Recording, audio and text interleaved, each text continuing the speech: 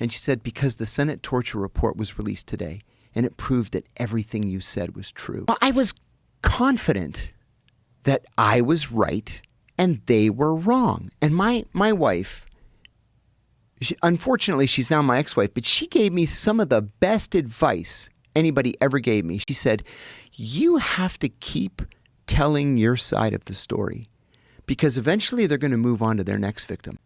And if you keep talking, your side of the story is going to be the side of record. And eventually the truth is going to come out. And sure enough, 6 weeks before I was released from prison, I called her. I was allowed to call her every other day for 15 minutes. So I called her and I said, how was your day? She said, it was great. And I said, really? Great? Why was it so great? And she said, because the Senate torture report was released today and it proved that everything you said was true. And I said, that is great. And she said, John McCain stood up on the floor of the Senate and said if it weren't for John Kiriakou, the American people would never have had any idea what the CIA was doing in their name. And so when I got home, God bless him, one of the first calls I received was from John McCain's chief of staff.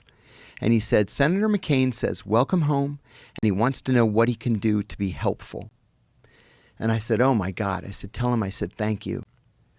The only way that this can be made right is with a presidential pardon.